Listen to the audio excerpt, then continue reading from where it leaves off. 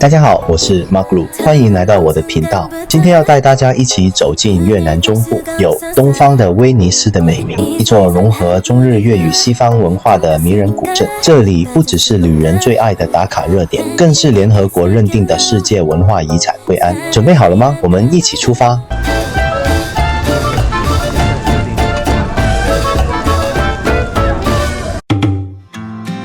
到了入口处，看到木质鸟居，还有一艘红色的船，叫做朱印船，是17世纪上半年德川幕府时期由日本朱印商社全运往东南亚的商业帆船。在1604年到1634年，共有86艘朱印船驶往惠安港。如今朱印船的模型仍在惠安市的年度祭祀节期间展出，以重现玉花公主与日本商人荒木向太郎的历史性婚礼。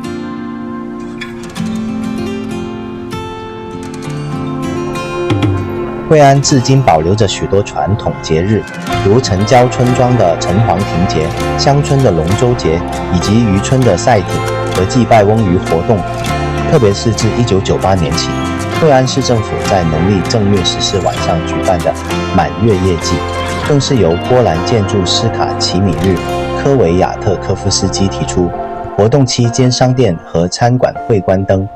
整个街区被满月和灯笼照亮。街道禁止车辆通行，游客可步行体验音乐、民间游戏、发牌唱曲和挂灯笼等活动，感受惠安在过去几个世纪的氛围。惠安最常见的房屋类型是1层或2层的联排别墅，承载且深的长条形。由于该地区气候恶劣，洪水多发，建屋所用材料强度和耐久性俱佳。房屋通常为木结构，侧面加砌，砖墙上黄色油漆。惠安小巧的老宅是清一色的鹅黄色建筑。据当地人的说法，原因有2种：一，黄色是代表皇家的颜色，建筑要遵从皇家规定；二，黄色是最不吸热的颜色，7层黄色是为了防热。似乎还没有任何一个说法获得考证，但朴质的木头建筑与黄色相得益彰。经过岁月斑驳痕迹的升华，陈旧却又规律整齐的鹅黄色街景也成为了惠安古镇的特色之一。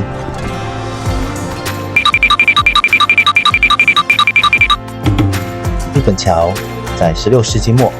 日本人和中国人各自在惠安河岸上建立2个市街，以便进行贸易。日本桥又名来远桥，意思是远方朋友的桥梁。桥和庙中间用一层木墙和上窗下板门隔开，形成一个相对独立的空间。日本人用猴子神和狗神雕像建造了一座桥来镇压怪物，另有此一说。有日本人在1593年猴年兴建，并在1595年狗年完工，连接了当时的唐人街和日本城。因此在桥的2侧入口处各有一座石猴和石拳手护住。桥里搭建了一间供奉玄天上帝的小寺庙，保佑当地居民出入平安。日本桥有非常独到的上屋下桥建筑风格，即上层房屋，下层桥梁，桥外观突出，得益于石拱柱基上弯曲的木结构屋顶。尽管叫做日本桥，但是多次翻新后，这座桥已经很难找到日本建筑的痕迹。这就是丘棚河，对岸那条巷子就是惠安夜市。丘棚河发源于100多米的越南山区，全长205公里，流至惠安的丘棚河已接近出海口，不少船只停泊在惠安旧城外的河岸，是惠安最经典的画面之一。广肇会馆是当时广州人和肇州人为了团结同乡而建造。据说当时因大家初到贵宝地，怕人生地不熟，因此会馆也起到保护同乡的作用。广肇会馆拜的则是关公，会馆内因不时会翻修，所以看起来保存得宜，相当簇新。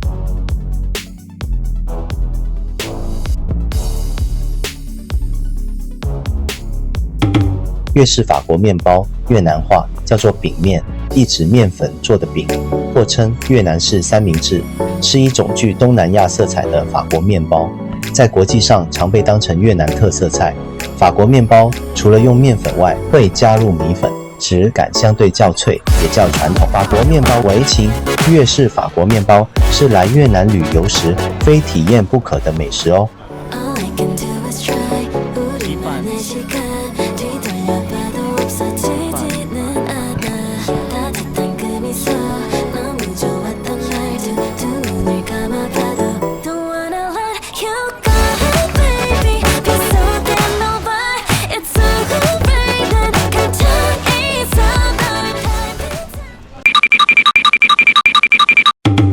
大街上有座波兰籍建筑师的雕像，他在80年代来到越南，大力鼓吹保存越南的建筑遗产。惠安之所以会成为联合国登录的世界文化遗产，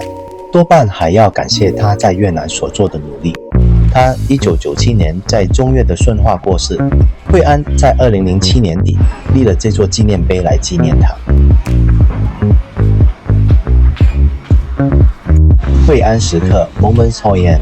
来这家咖啡厅喝咖啡休息一下，门口一大票美女排队拍照。惠安古镇很好拍，处处都是美景，而咖啡厅也很有味道，2楼也是很好拍。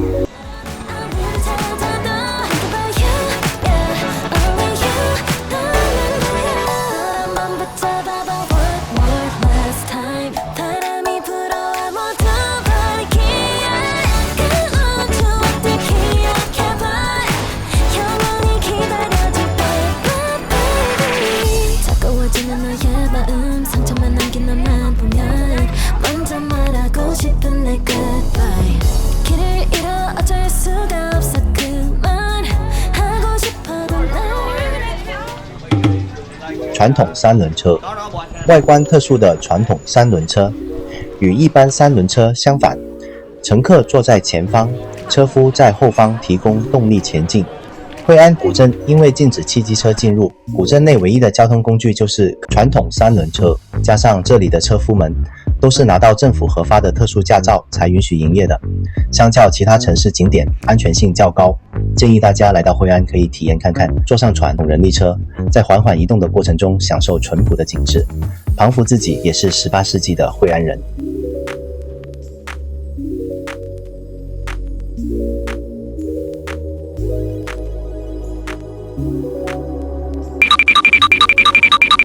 中华会馆，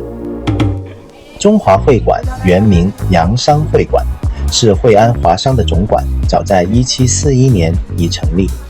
中华会馆是不用收门票的，中华会馆可是有华文教学中心，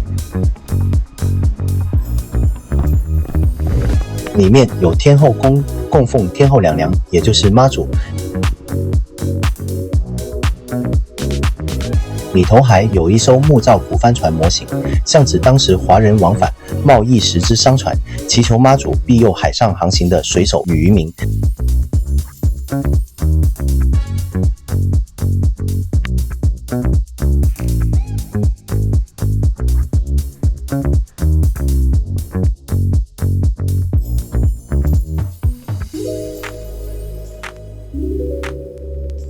殿内雕刻精细，祭坛华丽，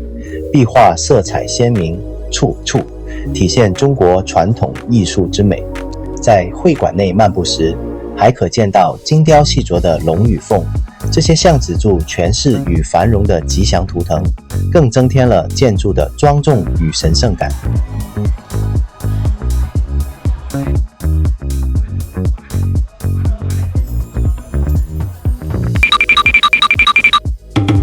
福建会馆是越南惠安著名的历史古迹，由来自福建省的华人移民于17世纪末建立，最初作为社群聚会与宗教仪式的场所。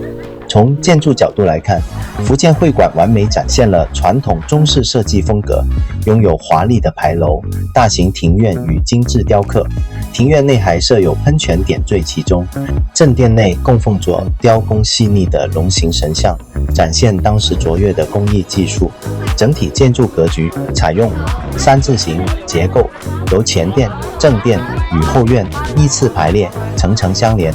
体现传统中式空间布局的和谐之美。惠安老街也很好买，而且在码头也有很长一条市集，和对面惠安夜市一次购足。各店家卖的东西差不多，不过还是要杀价的。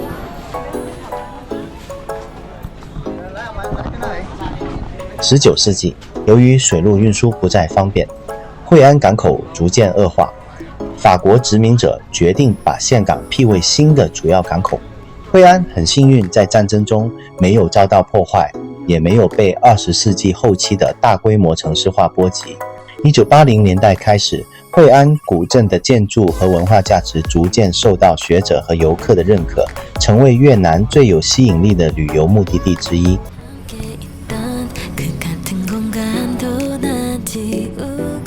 在惠安古镇很适合闲逛一整天，如果白天有其他行程，建议午后3、4点左右抵达惠安，停留至少4个小时，欣赏这个在1999年被列入世界文化遗产的古镇风情。入夜后的惠安更显热闹，点点灯火，从游河的船只、水岸两旁挂上灯笼的店家，将整个古城点缀地更加浪漫且充满古意。